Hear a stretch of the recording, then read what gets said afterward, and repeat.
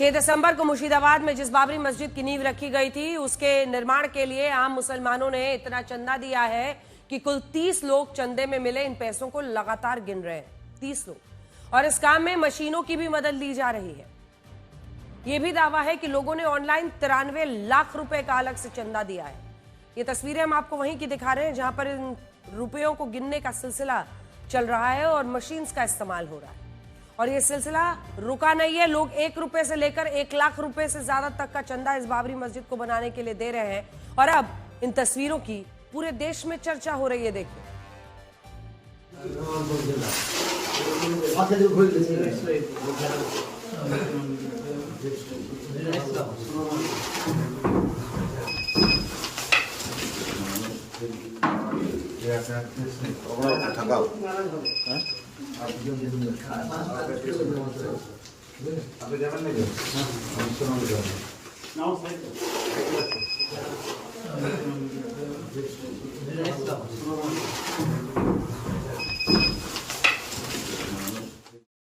अब ये सारा चंदा 6 दिसंबर को हुए उस कार्यक्रम में आया जिसमें हुमायूं कबीर ने बाबरी मस्जिद की नींव रखी थी।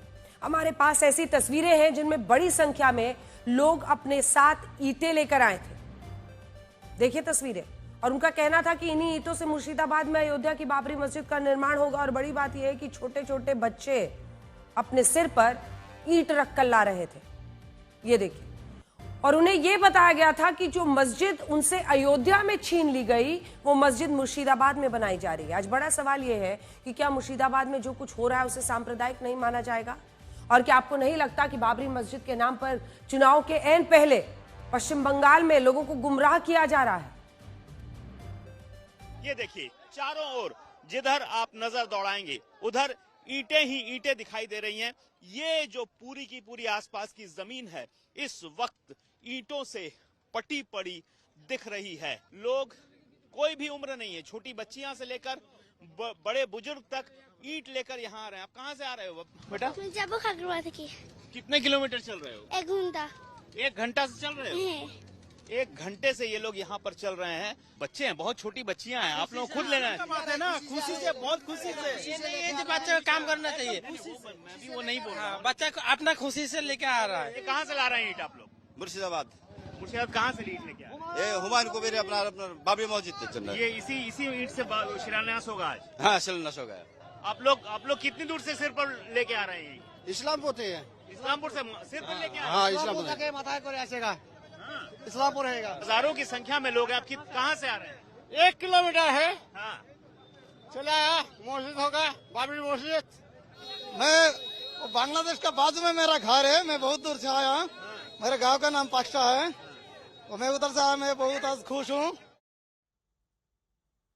अब आप इस अंतर को भी देखिए और ये सोचिए कि जब लोग मुर्शिदाबाद में अयोध्या की बाबरी मस्जिद बनाने के लिए चंदा दे सकते हैं तो अयोध्या में बाबरी मस्जिद बनाने के लिए जो 5 एकड़ जमीन सुप्रीम कोर्ट के आदेश पर दी गई थी उसे बनाने के लिए लोगों ने चंदा क्यों नहीं दिया? आपको जानकर हैरानी होगी कि 6 साल बाद भी इस मस्जिद की जमीन खाली पड़ी हुई है और यहां ईंट का एक टुकड़ा तक नहीं रखा गया है। इस मस्जिद को बनाने के लिए 65 करोड़ रुपए की जरूरत है जबकि लोगों ने अब तक सिर्फ 3 करोड़ रुपए का ही चंदा दिया है और मस्जिद का नक्शा भी अब तक पास नहीं हो पाया। इससे यह सवाल भी उठता है कि जिस मुर्शिदाबाद का बाबरी मस्जिद से कोई लेना देना नहीं, अगर उस मुर्शिदाबाद में लोग चुनावी साल में बाबरी मस्जिद बनाने के लिए चंदा दे सकते हैं तो फिर अयोध्या में जमीन मिलने के बाद भी बाबरी मस्जिद के लिए आम लोग चंदा क्यों नहीं दे रहे? वजह क्या है? क्या ऐसा इसलिए किया जा रहा है ताकि सुप्रीम कोर्ट के फैसले का विरोध जताया जा सके और यह दिखाया जा सके कि जो जगह सुप्रीम कोर्ट ने मस्जिद के लिए दी थी उस जगह पर तो नहीं बनाएंगे? उस जगह को छोड़कर मुस्लिम समुदाय के लोगों ने मुर्शिदाबाद में मस्जिद बनाने के लिए चंदा और समर्थन दिया। और अगर ऐसा है तो सोचिए हमारे देश में कैसे आम मुसलमानों को उकसाने की कोशिश हो रही है, खुलेआम हो रही है। सबसे बड़ी बात तो यह है कि इस बाबरी मस्जिद का निर्माण हुमायूं कबीर द्वारा कराया जा रहा है जो सिर्फ और सिर्फ मुस्लिम वोट बैंक की राजनीति करते हैं। आप उनका ये बयान पहले सुनिए जिसमें वो ये कह रहे हैं कि पश्चिम बंगाल की जिन 90 सीटों पर मुस्लिम मतदाता निर्णायक हैं उन सभी सीटों पर मुस्लिम विधायक ही जीतने चाहिए, बाकी सीटों से उनका कोई मतलब नहीं। सुनिए। ভারতবর্ষ দেখুক যে এক শ্রেণীর মানুষ এটা হতে দিতে চাইনি। বাবরি মসজিদ নাকি ভারতের মাটিতে হবে না, শহীদ হয়ে যাবে, হাসি মুখে মৃত্যুবরণ করবে, কিন্তু বাবরি মসজিদ হবে মুর্শিদাবাদের মাটিতে। अब इस बयान से आप खुद समझ सकते हैं कि बाबरी मस्जिद तो बहाना है, असली मकसद तो मुसलमानों के वोट जुटाना है, उनको भड़काना है। आज हमने हुमायूं कबीर पर काफी रिसर्च किया और मैं आपको बड़ी स्क्रीन पर इनके बारे में कुछ जरूरी बातें आज बताना चाहती हूं, जिससे आपको अंदाजा लगेगा कि आखिर ये शख्स जो ये पूरा तूफान वहां पर पैदा कर रहा है, आखिर ये है कौन। हुमायूं कबीर ने राजनीति में घाट घाट का पानी पिया है, यानी वो लगभग हर पार्टी का हिस्सा रह चुके हैं। साल 2007 से 2012 तक वो कांग्रेस पार्टी में रहे और साल 2011 में जब वो मुर्शिदाबाद की रेजीनगर सीट से पहली बार विधायक बने, तब भी वो कांग्रेस में ही थे। साल 2012 में ममता सरकार से मंत्री पद का उनको ऑफर मिलता है और वो कांग्रेस छोड़कर टीएमसी में शामिल हो गए। इससे आप ये भी समझ पाएंगे कि इन नेताजी की महत्वाकांक्षाएं बहुत ज्यादा हैं, जल्दबाजी में हैं और ये अपना फायदा देखकर रातों रात पार्टी भी बदल सकते हैं। तो कांग्रेस से जैसे इधर ऑफर मिला मंत्री बनने का, कांग्रेस छोड़कर टीएमसी में शामिल हो गए। लेकिन उदाहरण के लिए इन्हें मंत्री बनना था तो ये कांग्रेस से टीएमसी में आ गए और जब उपचुनाव में हार गए, ये देखिए उपचुनाव होता है, वो हार जाते हैं, मंत्री पद से इस्तीफा देना पड़ता है, तो वो टीएमसी से बगावत करके 6 साल के लिए सस्पेंड जब कर दिए जाते हैं तो वो टीएमसी से बागी हो जाए। ऐसे बागी हुए कि साल 2015 से इन्हें 6 साल के लिए पार्टी से ही निष्कासित कर दिया गया। कुछ मीडिया रिपोर्ट्स में दावा है कि इसके बाद उन्होंने कुछ समय के लिए समाजवादी पार्टी भी ज्वाइन की थी और साल 2017 में ये फिर से कांग्रेस में वापस लौट आए। कुछ मीडिया रिपोर्ट्स का हवाला है, इसका कंफर्मेशन नहीं है कि क्या वो बीच में समाजवादी पार्टी में भी गए थे या नहीं गए थे, लेकिन 6 साल तक के लिए जब पार्टी ने सस्पेंड किया, वापस कांग्रेस में पहुंच गए। लेकिन जब कांग्रेस में भी मन नहीं लगा तो साल 2018 में जनाब बीजेपी में शामिल हो गए। जूम इन कीजिए यहाँ पे एक बार, ये देखिए साल 2018 में बीजेपी में भी शामिल हो गए। हुमायूं कबीर को मुर्शिदाबाद से चुनाव लड़ाया, लेकिन चुनाव में हार के बाद हुमायूं कबीर ने एक बार फिर पलटी मारी और इस बार ममता बनर्जी की पार्टी में उनकी घर वापसी हो गई और अब मुर्शिदाबाद में बाबरी मस्जिद के मुद्दे पर टीएमसी ने फिर से हुमायूं कबीर को पार्टी से बाहर निकाल दिया। हालांकि अब हुमायूं कबीर का कहना है कि वो 22 दिसंबर को अपनी नई पार्टी का ऐलान करेंगे और ये पार्टी असदुद्दीन ओवैसी की एआईएमआईएम के साथ गठबंधन में पश्चिम बंगाल का विधानसभा चुनाव लड़ेगी। यानी बाबरी मस्जिद के नाम पर जो कुछ हो रहा है उसका फाइनल डेस्टिनेशन मुस्लिम वोटर्स को अपनी तरफ एकजुट करना है और इसके लिए आम मुसलमानों को कैसे गुमराह किया जाए, कैसे उनको उकसाया जाए, भड़काया जाए, कैसे उनको पॉलिटिकल हथियार बनाकर इस्तेमाल किया जाए, वही कार्यक्रम जोर शोर से वो चला रहे हैं। ये ठीक वैसा ही है जैसे कोई नई कंपनी एक आकर्षक ऑफर लेकर आती है, नया ऑफर, नया ऑर्डर, आइडिया और उसके साथ अपना स्टार्टअप शुरू करती है। हुमायूं कबीर भी यही कर रहे हैं। उन्होंने अपने पॉलिटिकल स्टार्टअप को लॉन्च करने के लिए बाबरी मस्जिद का सहारा लिया। उन्हें पता था कि वो मुर्शिदाबाद में बाबरी मस्जिद बनवाने का ऐलान करेंगे तो बहुत सारे मुसलमानों का समर्थन मिलेगा और जो रुपया पैसा हम गिनते हुए आपको दिखा रहे हैं, एक बार फिर से तस्वीरें दिखाइए, क्योंकि ये तस्वीरें अपने आप में बताती हैं कि कितने लोगों को इनकी बातों पर विश्वास हो रहा है। अगर इतने सारे लोग ईंट लेकर पहुंच रहे हैं, इतने सारे लोग पैसा वहां गिन रहे हैं, इतने सारे लोगों ने गाड़ी कमाई का पैसा दिया है, तो आप समझिए कि इस पॉलिटिकल स्टार्टअप पर कितने लोगों को भरोसा हो रहा है। इनके लिए तो इनके धर्म और आस्था की बात है जो लोग ये पैसा दे रहे हैं। अब उनको लग रहा है कि अब मुझे सारे मुसलमानों का समर्थन मिलेगा, इस समर्थन को वो चुनाव में एनकैश कराने की कोशिश करेंगे और अभी यही सब कुछ होता हुआ दिखाई दे रहा है।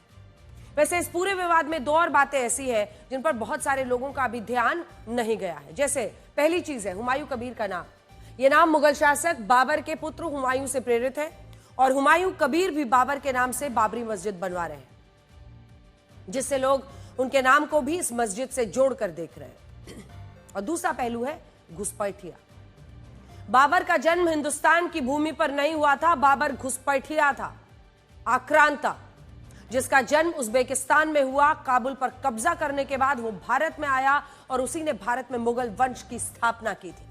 बड़ी बात यह है कि घुसपैठिए बाबर के नाम से अब उसी मुर्शिदाबाद में बाबरी मस्जिद बनवाई जा रही है जहां सबसे ज्यादा घुसपैठिए होने की आशंका जताई जाती है और आरोप लग रहा है कि कई घुसपैठिए इस मस्जिद के लिए हुमायूं कबीर को अपना समर्थन दे रहे हैं। मैं आपको बड़ी स्क्रीन पर इसे दिखाना चाहती हूं कि आखिर कौन से वो लोग हैं जो इस वक्त समर्थन देते हुए दिखाई दे रहे हैं। अगर हम पूरे बॉर्डर की बात कर रहे हैं तो माना जाता है कि ये वो तमाम इलाके हैं जहां पर शायद सबसे ज्यादा घुसपैठिए हैं।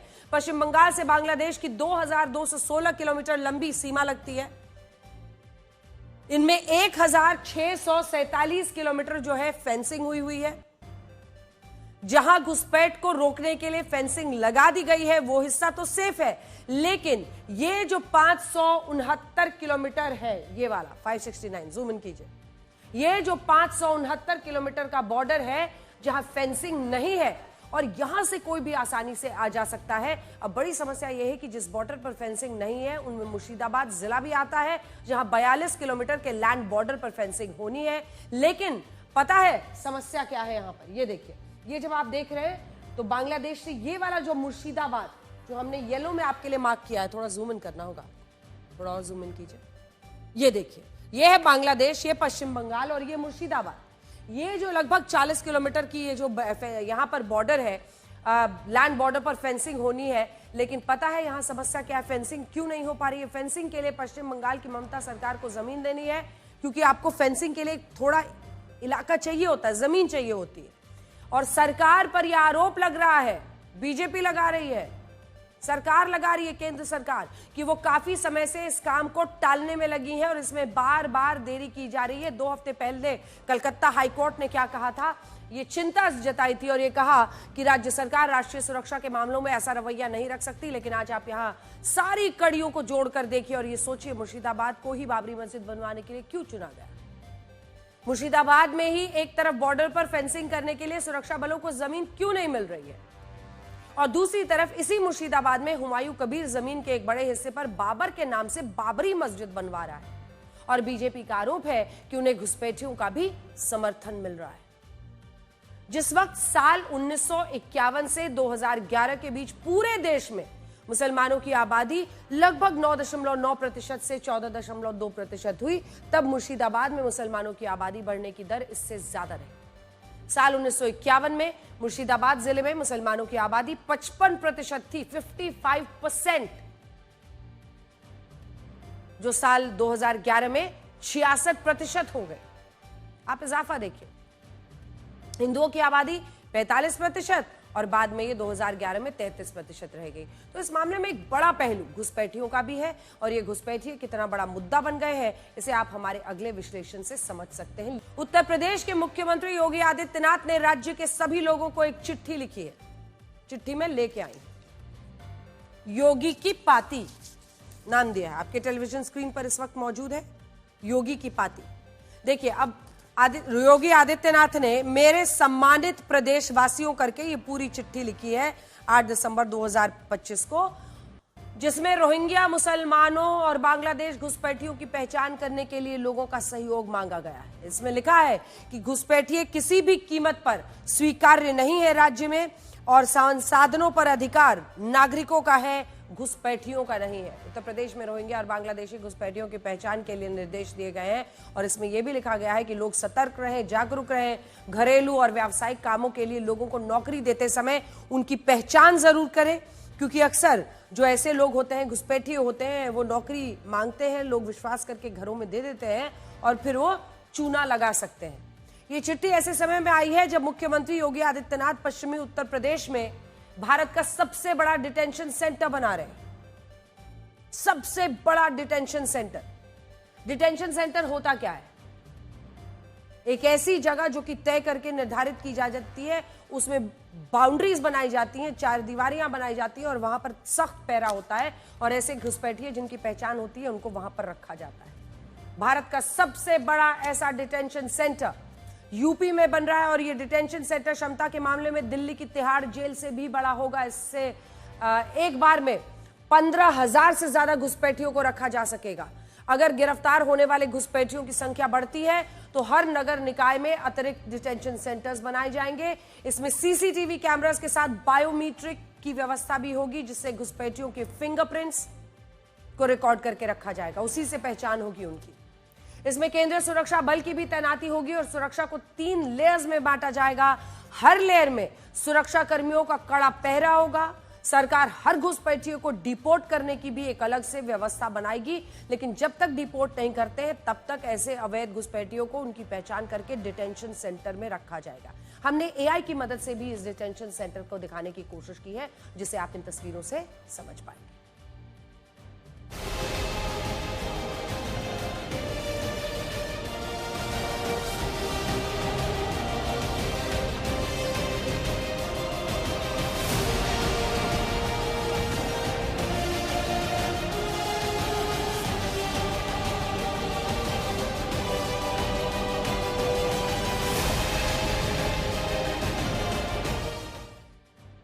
अब तक भारत के सीमावर्ती राज्यों में ही ऐसे डिटेंशन सेंटर्स बनाए जाते थे, लेकिन उत्तर प्रदेश भारत का पहला ऐसा राज्य बन सकता है जहां घुसपैठियों को हिरासत में रखने के लिए देश का सबसे बड़ा डिटेंशन सेंटर बन सकता है। उत्तर प्रदेश आबादी के लिहाज से भारत का सबसे बड़ा राज्य, जहां 24 करोड़ लोग रहते हैं और दावा किया जाता है कि पश्चिम बंगाल के बाद उत्तर प्रदेश में घुसपैठियों की संख्या सबसे ज्यादा हो सकती है। और बड़ी बात यह है कि अगर उत्तर प्रदेश के हर मंडल में डिटेंशन सेंटर्स बनने वाला है तो इसका मतलब यह हुआ कि राज्य में बड़े स्तर पर घुसपैठियों की पहचान के लिए अभी से ही अभियान की शुरुआत हो रही है। हम आपको ये बताते हैं कि इन घुसपैठियों की पहचान होगी कैसे और फिर इन्हें डिपोर्ट करने का योगी मॉडल क्या होगा, क्योंकि अभी तो पहले उनको पकड़ेंगे, पकड़ने के बाद उनको इस डिटेंशन सेंटर में रखा जाएगा।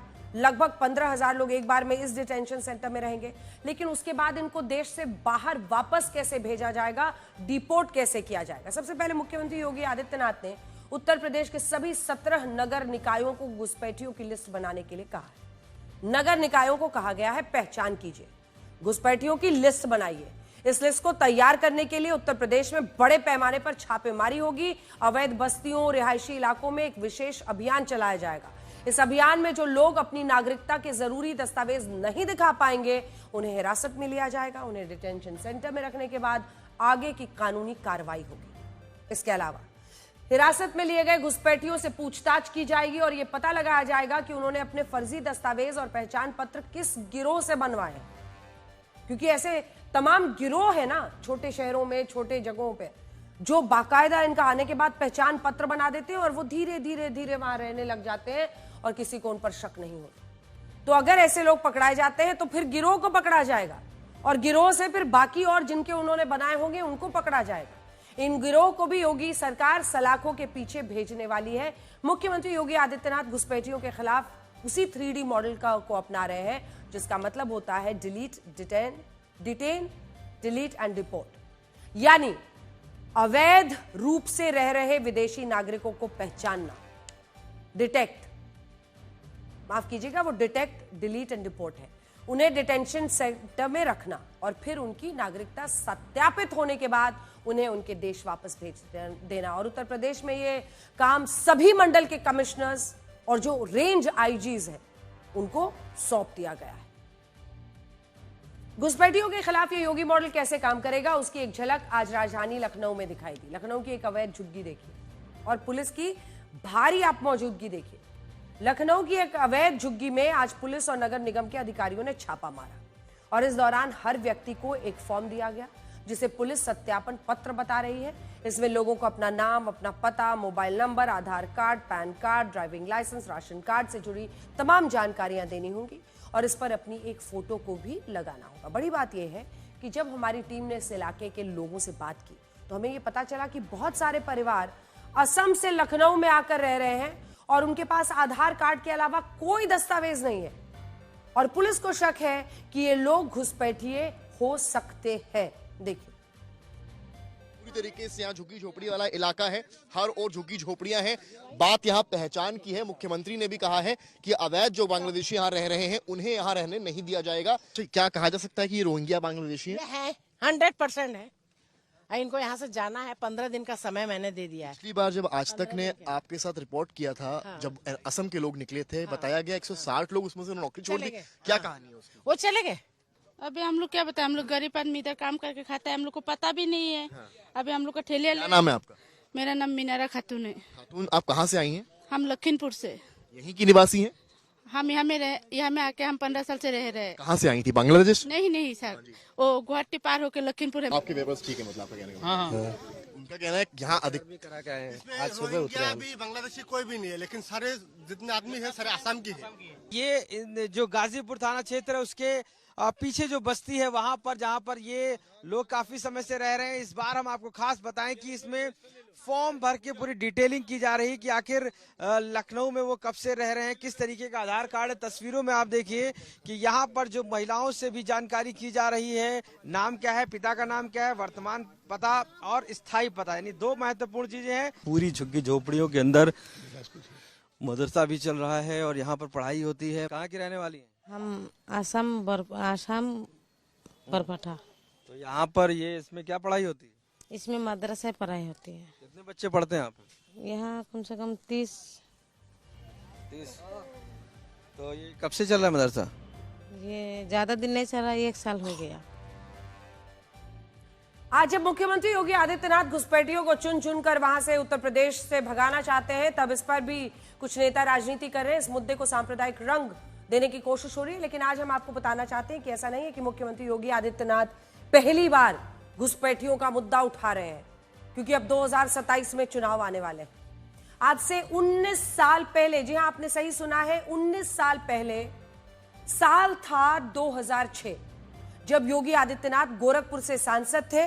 और इसीलिए जो लोग आज ये सांप्रदायिक मुद्दा जानबूझकर चुनाव के पहले उठाने की बात कर रहे हैं, उनके इतिहास के कुछ पन्नों को पलटना चाहिए। और ये मैं अपने साथ लेकर आई हूं दोनों का ही लोकसभा वाद विवाद, जब आप देखेंगे दोनों ही वर्ष का, साल 2006 का और 2010 का। तो सबसे पहले गोरखपुर से सांसद थे, देश में यूपीए की सरकार थी और उत्तर प्रदेश में समाजवादी पार्टी की सरकार थी। तब भी भारत की संसद में योगी आदित्यनाथ ने इस मुद्दे को उठाया था और ये रही मेरे सामने लाइन जो उन्होंने कहा था, वो मैं आपको पढ़कर सुनाती हूं। आज पूरे देश में लगभग 2.5 करोड़ बांग्लादेशी, ये साल 2006 की बात है, योगी का स्टेटमेंट में पढ़कर दिखा रही हूं, एक बार जूम इन करके आप दिखा सकते हैं अगर चाहे तो, जो हाईलाइट किया हुआ जगह है। ठीक है, अब मैं पढ़ के सुनाती हूं।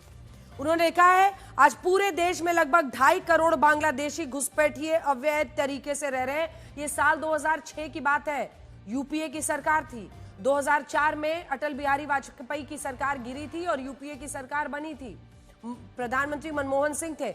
तब उन्होंने देश की संसद में यह मुद्दा उठाया था साल 2006 में और कहा था कि 2.5 करोड़ बांग्लादेशी घुसपैठिए अवैध तरीके से रह रहे हैं। असम की स्थिति तो अत्यंत विस्फोटक है। 126 विधानसभा क्षेत्रों में से लगभग 36 विधानसभा क्षेत्रों में ये बांग्लादेशी घुसपैठिए जनप्रतिनिधियों के भाग्य निर्माता बन गए हैं।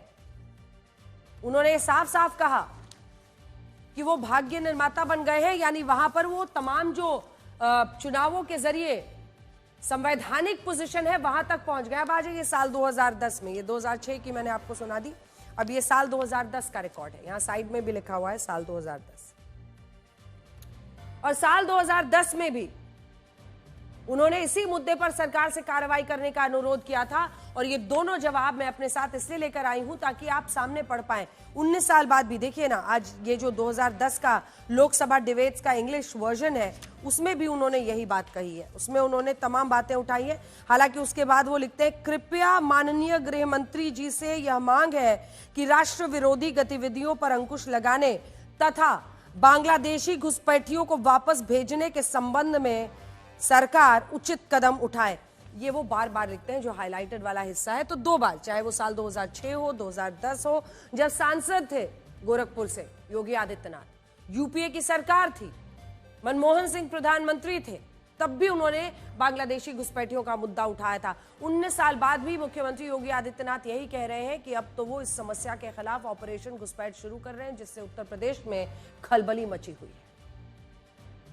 जिस प्रकार की घुसपैठ ये लोग करवा रहे हैं बांग्लादेशी घुसपैठियों का, जिस प्रकार की घुसपैठ इन लोगों ने रोहिंग्या का झारखंड के अंदर कराना प्रारंभ किया है, आने वाले समय में घरों के अंदर घंटी और शंख भी नहीं बजाने देंगे। मैं जानता हूं कटिहार और आसपास का क्षेत्र घुसपैठ की समस्या से त्रस्त रहता है।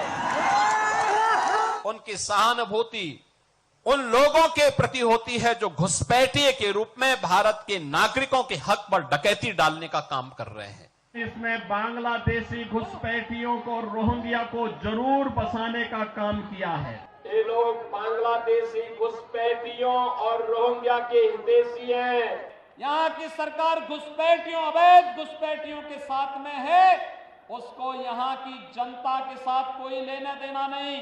अगर कोई घुसपैठिया भारत की सुरक्षा पर सेंध लगाने का कुत्सित प्रयास कर रहा है, उसे निकाल बाहर करने का कार्य भी करेंगे। दुनिया के लगभग सभी देशों में घुसपैठियों के खिलाफ कड़े कानून है। यही नहीं, अमेरिका हो, यूरोप हो, ऑस्ट्रेलिया जैसे देशों में उन लोगों की भी कड़ी निगरानी होती है जो काम या पढ़ाई के सिलसिले में वहां आते हैं। और अगर ऐसे लोग ट्रैफिक नियमों का उल्लंघन करें, तेज स्पीड में गाड़ी चलाएं या कोई और नियम तोड़ते हैं, तो ऐसे लोगों को इन देशों की नागरिकता मिलना मुश्किल माना जाता है। कि आप कितने साल भी यहां बिता लीजिए, नागरिकता मिलना मुश्किल है अगर आपने नियम तोड़े। लेकिन एक हमारा देश है जहां घुसपैठियों को वोट बैंक के लिए बचाव किया जाता है, उनका नाम वोटर लिस्ट से हटाने पर राजनीति होती है और स्थानीय स्तर पर पूरी कोशिश होती है कि वोट बनाने के लिए उनका नाम भी वोटर लिस्ट में डाल दिया जाए। यही नहीं, कुछ का आरोप यह भी है कि वो स्थानीय चुनाव तक लड़ लेते हैं। सोचिए, आज पाकिस्तान जैसा देश भी अफगानिस्तान के उन मुसलमानों को अपने यहां से डिपोर्ट कर सकता है जो अवैध तरीके से रह रहे हैं। लेकिन भारत में घुसपैठियों पर कार्रवाई होती है तो इसे तुरंत पॉलिटिक्स, वोट बैंक, एक खास वोट बैंक का मुद्दा बना दिया जाता है, जबकि ये राष्ट्रीय सुरक्षा का मुद्दा है, राष्ट्रीय संसाधनों का मुद्दा है। लेकिन अब मुख्यमंत्री योगी आदित्यनाथ ने ठान लिया है कि वो एक एक घुसपैठी को चुन चुनकर उत्तर प्रदेश से बाहर करेंगे। और हमें भी लगता है कि जब संसाधन इतने सीमित हैं, भारत की आबादी इतनी ज्यादा है, तब घुसपैठियों पर यह एक्शन होना जरूरी हो चुका है। आपको ये बताते हैं कि पश्चिम बंगाल के धर्म युद्ध ने मुख्यमंत्री ममता बनर्जी को कितनी बड़ी मुसीबत में डाल दिया है। कोलकाता के जिस ब्रिगेड परेड ग्राउंड को वामपंथियों और टीएमसी की विशाल रैलियों का गवाह माना जाता था, उस ग्राउंड में 7 दिसंबर को 5 लाख लोगों ने श्रीमद् भगवत गीता का पाठ किया। और इसमें बीजेपी के बड़े नेताओं से लेकर महामंडलेश्वर स्वामी ज्ञानानंद जी महाराज, पद्म भूषण साध्वी ऋतंभरा, बागेश्वर धाम के पंडित धीरेन्द्र शास्त्री, राज्यपाल सीवी आनंद बोस भी मौजूद रहे। तस्वीरें आप देख ही रहे हैं। अगर लाखों में लोग पहुंचते हैं तो आप समझिए, इस आयोजन के बाद मुर्शिदाबाद में बाबरी मस्जिद बनवाने वाले हुमायूं कबीर ने यह ऐलान कर दिया कि वो भी कुरान पाठ कराएंगे और इसमें 1 लाख लोगों को बुलाया जाएगा। यानी गीता पाठ के बाद अब कुरान पाठ के अल्टीमेटम ने पश्चिम बंगाल के विधानसभा चुनाव से पहले धर्म युद्ध की स्थिति बना दी है। इस धर्म युद्ध में मुख्यमंत्री ममता बनर्जी के सामने बड़ा धर्म संकट खड़ा हो गया है। अगर ममता बनर्जी हुमायूं कबीर का विरोध करती हैं तो मुस्लिम समुदाय में यह संदेश जाएगा कि दीदी अब सॉफ्ट हिंदुत्व की राह पर है, जिससे उनका कोर मुस्लिम वोट बैंक उनसे छिटक सकता है। क्योंकि वहां पर मुस्लिम अब वाम दलों को तो पूछते नहीं, बीजेपी को वोट देंगे नहीं। ऐसे में यह माना जाता है कि कांग्रेस से भी उनकी दूरियां तय हो चुकी हैं, वो ममता बनर्जी को ही वोट देते हैं। और अगर ममता बनर्जी इस मुद्दे पर चुप रहती हैं तो विरोधी दल ये कहेंगे कि वो चुप रहकर हुमायूं कबीर को अपना समर्थन दे रही है और ऐसी स्थिति में हिंदू वोटों का ध्रुवीकरण बीजेपी के पक्ष में तेज हो जाएगा। यानी ममता बनर्जी इस वक्त धर्म संकट में फंसी हैं और इस धर्म संकट को कोलकाता में हुए गीता पाठ ने और गहरा दिया।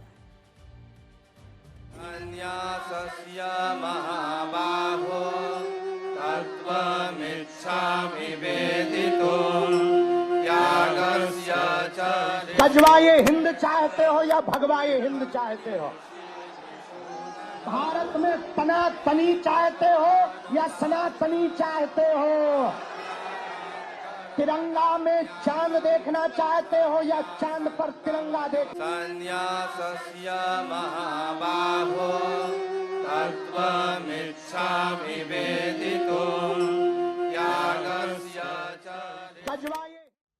और अब हम आपको ये बताएंगे कि हमारे देश में कई बार पैसा कैसे कानून पर हावी हो जाता है। एक दिन पहले गोवा के एक नाइट क्लब में आग लगने से 25 लोगों की मौत हो गई। जब जांच हुई तो ये पता चला कि ये नाइट क्लब नियमों की धज्जियां उड़ाकर चल रहा था। इसके पास ना तो फायर सेफ्टी क्लियरेंस थी, ना फायर अलार्म सिस्टम था, ना नाइट क्लब के अंदर स्प्रिंकलर्स लगे थे, ना धुएं के निकासी के लिए कोई व्यवस्था थी। और इस वजह से आग लगने के कारण 25 लोग मारे गए। यही वो वीडियो है, वो क्षण है जब अचानक वहां पर डांस होते होते अचानक आग लगने लगी और उसके बाद तो स्थिति भयावह हो गई। बड़ी बात यह है कि इस अग्निकांड के बाद इस नाइट क्लब के मालिक और मुख्य आरोपी सौरभ लूथरा, गौरव लूथरा दोनों देश छोड़कर फरार हो गए। गोवा पुलिस को इन दोनों की तलाश थी और एफआईआर दर्ज करने के बाद पुलिस टीम दिल्ली भेजी गई थी लेकिन दोनों घर पर नहीं मिले और इसके बाद रविवार की शाम इनके खिलाफ लुकआउट नोटिस तक जारी कर दिया गया। लेकिन इमिग्रेशन से पता चला कि दोनों ही आरोपी रविवार की सुबह ही दिल्ली से इंडिगो की फ्लाइट लेकर विदेश भाग गए। यानी जिस रात गोवा के नाइट क्लब में आग लगी उसकी अगली सुबह ये आरोपी विदेश भाग गए और इन्हें पता था कि पुलिस इन तक पहुंचने की कोशिश जरूर करेगी। ये दुर्घटना उस वक्त हुई जब इलेक्ट्रिक पटाखे से आग लगी और वहां धुआं बढ़ता ही चला गया।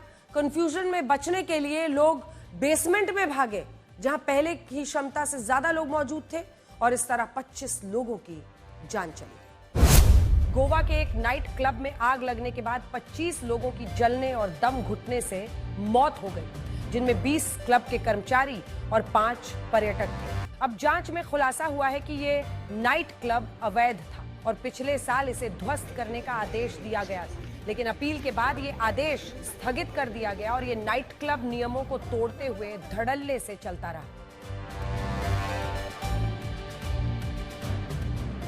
इस नाइट क्लब के एंट्री और एग्जिट गेट बेहद संकरे थे, जिससे घटना के बाद निकलने के दौरान लोगों में कंफ्यूजन हुआ। इस नाइट क्लब में फायर सेफ्टी नियमों का घोर उल्लंघन हो रहा था। क्लब तक पहुंचने का भी सिर्फ एक रास्ता था जो बेहद संकरा था, इसलिए आग बुझाने के दौरान भी फायर टेंडर को 400 मीटर दूर खड़ा करना पड़ा, जिससे बचाव कार्य में देरी हुई। और बड़ी बात यह है कि अधिकतर लोगों की मौत दम घुटने से हुई, क्योंकि यहां वेंटिलेशन की भारी कमी थी। देश में लगातार हाईवे और एक्सप्रेसवे का जाल बिछता जा रहा है, लेकिन क्या आप कल्पना करेंगे कि नेशनल हाईवे की सड़क धंस जाए या नेशनल हाईवे के फ्लाईओवर्स की दीवार ढह जाए? केरल में ऐसा ही हुआ और इसके साथ सर्विस लेन की सड़क की स्थिति ऐसी हो गई जैसे यहां धरती फट गई। ये देखिए, कौन कल्पना कर सकता है? इस पर स्कूल बस के साथ कई और वाहन भी फंस गए। सवाल उठता है कि यह मामला भ्रष्टाचार का है या घटिया निर्माण सामग्री के इस्तेमाल का। जो भी हो, जानलेवा है।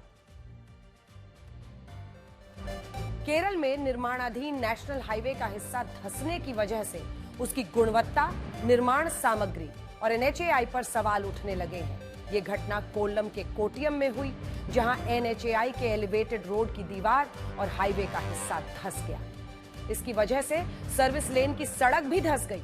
उस वक्त सर्विस लेन पर वाहनों का आवागमन जारी था। इस सड़क के धंसने की वजह से कई कार और एक स्कूल बस भी फंस गई। हालांकि इन सभी को सुरक्षित निकाल लिया गया। कांग्रेस सड़क निर्माण में घटिया सामग्री के इस्तेमाल और भ्रष्टाचार के आरोप लगा रही है। NHAI ने इसकी जांच के आदेश दिए हैं कि आखिर किन वजहों से ये दीवार और सड़क धंसी। कमाल ही है वैसे। अब आपको राजनीति की बेहद रोचक तस्वीर दिखाएंगे। जिन नेताओं को लोग अलग अलग दलों में होने की वजह से एक दूसरे का विरोधी समझते हैं, उनके लिए समर्थक एक दूसरे से उलझते हैं। वो एक ही छत के नीचे, एक ही मंच पर, एक ही गाने पर एक साथ डांस करते हुए नजर आ सकती हैं। ये तस्वीरें बीजेपी सांसद कंगना रनौत, टीएमसी सांसद महुआ मोइत्रा और एनसीपी एसपी की सांसद सुप्रिया सुले की, जिन्होंने बीजेपी सांसद नवीन जिंदल की बेटी की शादी में डांस किया, जिसकी चर्चा हर तरफ हो रही है। सोचिए, जो लोग संसद में एक दूसरे पर वार करते हैं, सोशल मीडिया पर जिनके समर्थक तकरार करते हैं, वही लोग शादी समारोह में एक साथ डांस करते हैं। सोशल मीडिया पर खूब चर्चा हो रही है, क्योंकि इन सांसदों के बीच खासे राजनीतिक मतभेद हैं, जितने राजनीतिक स्वर अलग अलग हैं। ये राजनीतिक दलों के समर्थकों के लिए भी एक संदेश है, जो नेताओं के एक दूसरे के दुश्मन तक बन जाते हैं। वो ये भूल जाते हैं कि नेताओं के एक दूसरे से सिर्फ राजनीतिक विरोध है, बाकी वो कभी भी कहीं भी साथ नजर आ सकते हैं। अब अगली बार जब भी आपका मन करे एक दूसरे को अपशब्द लिखने का या व्हाट्सएप ग्रुप पर ही लड़ाई झगड़ा छेड़ने का, ये वाला वीडियो जरूर याद कर रखिएगा। अब आपको पाकिस्तान से ऐसी तस्वीर दिखाते हैं जिससे पता चलता है कि वहां कभी कुछ ठीक हो ही नहीं सकता। कभी पीओके में विरोध प्रदर्शन, कभी बलूचिस्तान में, कभी तालिबान से झड़प, कभी इमरान समर्थकों का बवाल। पाकिस्तान में इमरान खान के समर्थकों का हंगामा शांत नहीं हुआ था कि अब कराची में अलग सिंधु देश के लिए प्रदर्शन शुरू हो गए हैं और इन प्रदर्शनों में जमकर पत्थरबाजी, तोड़फोड़, लाठीचार्ज। पाकिस्तान में अलग सिंधु देश बनाने की मांग तेज हो गई है और इसे लेकर कराची में जमकर बवाल हुआ, जिसमें पत्थरबाजी और लाठीचार्ज भी हुआ। कराची में सिंधी कल्चर डे पर रैली निकाली गई थी, जिसमें सिंधु देश की मांग को लेकर लोग भड़क गए और पत्थरबाजी और तोड़फोड़ शुरू कर दी। जिसके बाद पुलिस ने प्रदर्शनकारियों पर लाठीचार्ज किया और करीब 50 लोगों को गिरफ्तार कर लिया। पिछले कुछ दिनों से पाकिस्तान में सिंधु देश को लेकर माहौल गर्म है। इधर कुछ दिन पहले भारत के रक्षा मंत्री राजनाथ सिंह ने सिंध को लेकर बड़ा बयान दिया था और कहा था कि भविष्य में सिंध प्रांत भारत का हिस्सा बन सकता है। और अब आपको अमेरिका के राष्ट्रपति डोनाल्ड ट्रंप के शांति समझौते का हाल दिखाएंगे, जो 2 महीने में भी नहीं चल पाया। ट्रंप ने थाईलैंड और कंबोडिया के बीच सीज फायर कराने का दावा किया था। इसे लेकर खूब पीठ थपथपाई थी, लेकिन अब थाईलैंड ने कंबोडिया पर एयर स्ट्राइक्स कर दी और दोनों देश एक बार फिर से आमने सामने हो गए हैं। थाईलैंड और कंबोडिया के बीच 43 दिन चला सीज फायर फिर से युद्ध में बदल गया जब थाईलैंड ने कंबोडिया के साथ विवादित सीमा क्षेत्र में एयर स्ट्राइक कर दी। इससे पहले दोनों देशों के बीच युद्ध विराम हो गया था, जिसका श्रेय अमेरिका के राष्ट्रपति डोनाल्ड ट्रंप ने लिया, लेकिन उसके बाद भी दोनों देश एक दूसरे पर सीज फायर तोड़ने का आरोप लगाते रहे। बड़ी बात यह है कि थाईलैंड ने यह एयर स्ट्राइक F-16 लड़ाकू विमान से की, जो अमेरिका बनाता है। थाईलैंड का आरोप है कि कंबोडिया ने भारी मात्रा में हथियार सीमा पर पहुंचा दिए हैं, इस वजह से अपनी सुरक्षा के लिए ये एयर स्ट्राइक की। अब हम हवाई यात्रा करने वाले उन लाखों लोगों की बात करेंगे जो पिछले करीब 10 दिनों से इंडिगो एयरलाइंस की लापरवाही का खामियाजा भुगत रहे। आज हम उनकी तरफ से ये सवाल पूछेंगे। डीजीसीए ने पायलट और क्रू मेंबर्स के हित में कुछ नियम बनाए थे। अब इसे आप इंडिगो की लापरवाही कहिए या सोची समझी रणनीति, और हम ऐसा क्यों कह रहे हैं हम आपको बताएंगे। उसने इन नियमों को लागू करने के लिए कोई योजना ही नहीं बनाई और बिना किसी तैयारी के अचानक फिर लागू कर दिया। इसके बाद पायलट्स और क्रू मेंबर्स की शिफ्ट में ऐसी गड़बड़ी हुई कि एयरपोर्ट्स पर हवाई जहाज खड़े रह गए और उन्हें उड़ाने वाला कोई नहीं था। इसकी वजह से लाखों यात्री एयरपोर्ट्स पर भूखे प्यासे फंसे रहे। इंडिगो के मुताबिक उसने 1 से 7 दिसंबर के बीच 5,86,705 PNR रद्द किए हैं। 5,86,705 PNR। हवाई यात्रा में एक PNR पर ज्यादा से ज्यादा 9 यात्रियों के टिकट हो सकते हैं। अगर हम 4 लोगों का एक परिवार का एक टिकट मान लें तो इंडिगो ने इन 7 दिनों में करीब 23,46,000 से ज्यादा यात्रियों की टिकट कैंसिल की और उन्हें एयरपोर्ट्स पर भगवान भरोसे छोड़ दिया। इंडिगो एयरलाइंस द्वारा बरती गई लापरवाही से देश के एयरपोर्ट्स पर अराजकता फैली। आप मुसीबतों का सामना जो कई लोगों को जो जरूरत की वजह से ट्रैवल कर रहे थे, जिनको किसी इमरजेंसी के लिए जाना था, कल्पना कीजिए उन पर क्या बीती होगी। किसी अन्य एयरलाइंस के साथ अगर ऐसा होता तो शायद ये स्थिति नहीं बनती, क्योंकि इंडिगो भारत की सबसे बड़ी एयरलाइन कंपनी है। हर दिन इसमें लाखों लोग यात्रा करते हैं। इसीलिए जब इसमें गड़बड़ी हुई तो देश की घरेलू हवाई सेवाएं ही ठप पड़ गई। भारत में घरेलू रूट्स पर प्रतिदिन करीब 3,000 उड़ानें होती हैं। इसमें अकेले इंडिगो जानते हैं प्रतिदिन 2,300 उड़ानें संचालित होती हैं। घरेलू उड़ानों में इंडिगो का मार्केट शेयर करीब 64% है, 64%। इसके बाद दूसरे नंबर पर एयर इंडिया है, जिसका मार्केट शेयर है 27%। यानी घरेलू उड़ानों में इंडिगो की मोनोपोली चल रही है, एकाधिकार जिसे कहा जाता है। इसीलिए मोनोपोली की वजह से जब इंडिगो ने टिकट कैंसिल करने शुरू किए तो बड़े पैमाने पर यात्री परेशान हुए। आरोप लग रहे हैं कि जब डीजीसीए ने पायलट्स, फ्लाइट स्टाफ से जुड़े कुछ नियम बनाए थे, इंडिगो ने नियम वापस लेने का दबाव डालने के लिए अपने यहां उसे सही तरीके से लागू नहीं किया। यानी क्या ब्लैकमेलिंग की तैयारी थी कि डीजीसीए ने जो नए नियम बनाए हैं हम उन नियमों का पालन नहीं करेंगे, हमारे बिना तुम्हारा काम नहीं चलेगा, हम उसको मानेंगे नहीं। और अचानक फिर ऐसी अफरा तफरी मचेगी पूरे भारत में कि ये डीजीसीए को झुकना पड़ेगा, जबकि ये डीजीसीए के नए नियम यात्रियों की सुरक्षा के लिए हैं। डीजीसीए ने जनवरी 2024 में ही नए नियम बना दिए थे। इन नियमों को लागू करने के लिए एयरलाइन कंपनीज को एक टाइमलाइन दी गई। नए नियमों को 2 चरणों में लागू करने के लिए कहा गया। पहला चरण 1 जुलाई 2025 से लागू होना था, दूसरा चरण नवंबर 2025 से लागू होना था। यानी डीजीसीए ने देश के एयरलाइन कंपनीज को तैयारी के लिए करीब 18 महीने दिया। बावजूद इसके इंडिगो ने कोई गंभीरता ही नहीं दिखाई। डीजीसीए ने यात्रियों की सुरक्षा तय करने के लिए नए नियम बनाए थे। उन्होंने फ्लाइट स्टाफ की छुट्टियां और काम के घंटे तय किए ताकि उनमें थकान ना हो, वो सुरक्षित रूप से उड़ान भर सके। क्योंकि अनेकों जगहों से ऐसी कंप्लेंट्स आ रही थी कि पायलट्स या तो बैक टू बैक या फिर जो क्रू मेंबर्स है, स्टाफ मेंबर्स है, वो बैक टू बैक उड़ान भर रहे हैं और ऐसे में अगर उनकी थकान किसी हादसे की वजह बने तो फिर ये बहुत नागवार गुजरती। ऐसे में डीजीसीए चाहता था कि 7 दिन लगातार काम करने के बाद फ्लाइट स्टाफ को 2 दिन की छुट्टी मिले। नाइट शिफ्ट में नाइट लैंडिंग की अधिकतम सीमा 2 ही हो, पहले ये 6 थी। नाइट शिफ्ट भी लगातार 2 रातों से ज्यादा ना हो। लंबी फ्लाइट वाले हर पायलट को उड़ान के बाद कम से कम 24 घंटे का आराम मिले। ये नियम उन पायलट्स के हित में थे जिन पर एक के बाद एक कई फ्लाइट्स को उड़ाने का दबाव डाला जाता है, फिर चाहे वो थके हुए ही क्यों ना हो। ये नियम उस फ्लाइट स्टाफ के लिए था जिनसे कई दिनों तक बिना छुट्टी के काम करवाया जाता है। आप अंदाजा लगा सकते हैं कि जब थके मांदे पायलट्स हवाई जहाज उड़ाएंगे तो यात्रियों की सुरक्षा कितने बड़े खतरे में पड़ जाएगी। इतने लोगों की जिंदगी किसके हाथ में होती है? पायलट के हाथ में होती है। सच्चाई यह है कि डीजीसीए के नियम एयरलाइन कंपनीज के मुनाफे के हित में नहीं है। नियमों को लागू करने के बाद एयरलाइन कंपनियों को ज्यादा पायलट, ज्यादा को पायलट, ज्यादा फ्लाइट स्टाफ रखने की जरूरत थी। हायरिंग करना नहीं चाहते थे, मोटी रकम बचाना चाहते थे, फायदा मुनाफा चाहिए, और ऐसे में उन्होंने नियमों के लिए तैयारी नहीं की। और इन जो नई हायरिंग्स है उससे कंपनी के मुनाफे पर असर पड़ता, क्योंकि उड़ानों की संख्या तय थी, कर्मचारियों की संख्या बढ़ रही थी। शायद इसीलिए इंडिगो ने खास रणनीति के तहत लापरवाही बरती, या फिर कहिए बहुत बड़ा नुकसान लोगों का किया। अराजकता फैली, लोगों को परेशानी का सामना करना पड़ा। कंपनी उन्हें लगा कि यात्री परेशान होंगे, कंपनी स्टाफ की कमी का बहाना बनाएगी, जिससे डीजीसीए अपने नियमों को वापस ले लेगा।